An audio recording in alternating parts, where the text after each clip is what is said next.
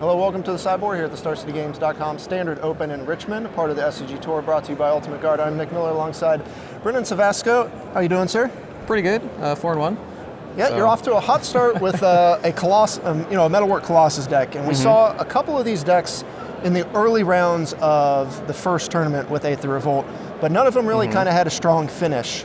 And now we have a metagame to kind of base the deck off. Certainly. And you have a very unique build here. You know, obviously Metalwork Colossus is kind of the payoff, but you have a bunch of kind of metagamed cards. And I think the first thing we got to start with is you're a deck that's playing a bunch of Fumigates in the main deck. Three in the main. In this package. Yeah, so, I mean, the only creatures are Colossus and Elder Deep Fiend, which usually come down after Fumigate. And I was just like watching coverage, seeing green-black, which I thought was going to be super popular, and Fumigate just seemed absurd.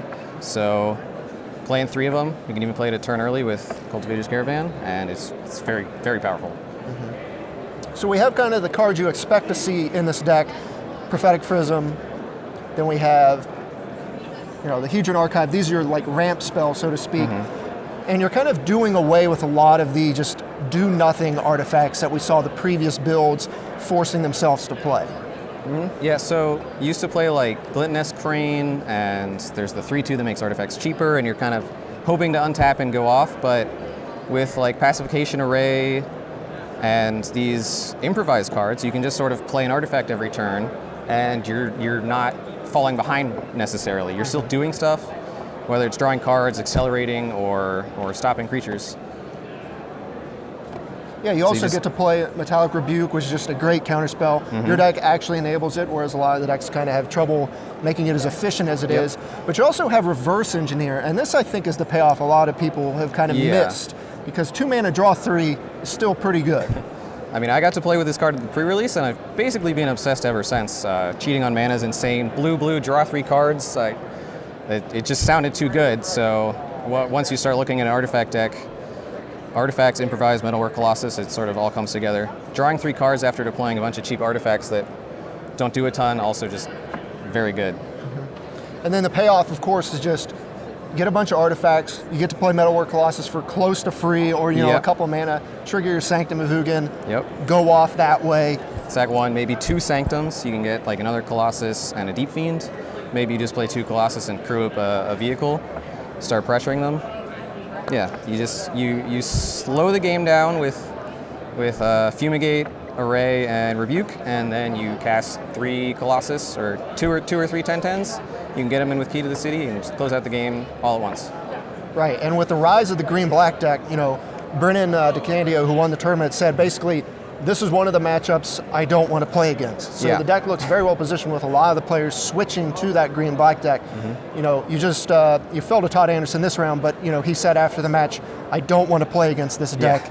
They don't have a lot of answers for just an endless amount of 10/10s. Yeah, and I beat green-black 2 ways on the way to Todd. I had some mulligans and some artifact disruption, all that.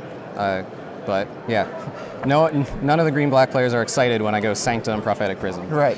Of course, you also have the flagship in here too, which allows you to kind of gain some incremental value, and you can kind of crew them up with your big creatures here. You also have Elder Deep Fiend as your other 2 creatures. Are you using this as a closer, or is it more of a setup card? It's usually a closer. So what you do is, it's more often than you find it off the Sanctum than you draw it. There's only 2. So if you play 2 Colossus and you have a Sky Sovereign or a Caravan, you can get in the first 5, put them to 15.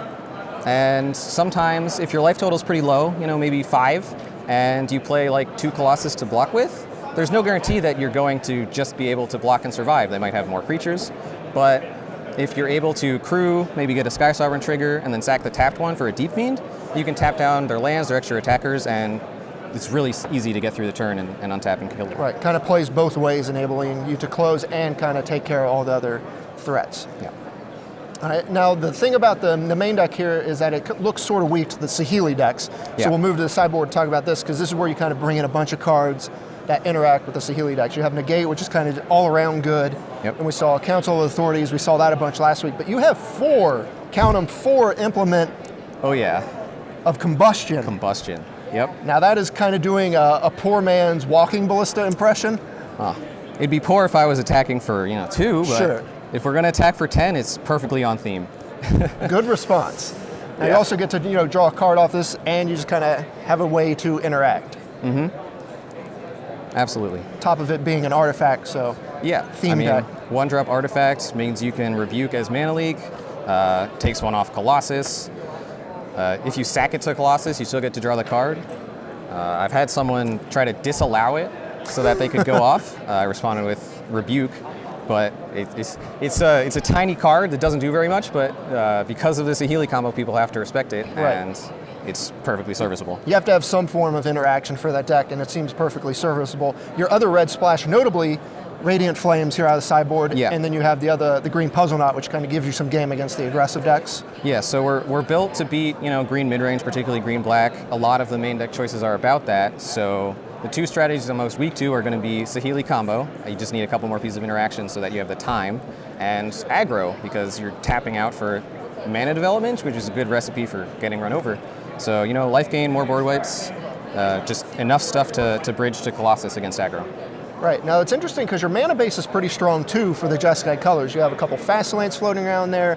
You have Aether Hub. You also have Spire of Industry, which is a card that's been taking off, along with your copies of Sanctum of Ugin. But you also have the Inventor's Sphere, which I think we saw last week when Joe used it to kind of search up some creatures. So you have enough artifacts to turn it on and start your engine from just basically no base but lands. Yeah, when Colossus costs 0, if the first one costs 4, you're still sacking Sanctum and getting 1-2 more Colossus. So it's the life gain's not irrelevant. Sometimes they're attacking with Felidar Guardians, and that just doesn't get anywhere. All the Lantern control scenario. But yeah, it's just 2 extra copies of Metalwork Colossus that help you. That way you don't have to draw this 10/10.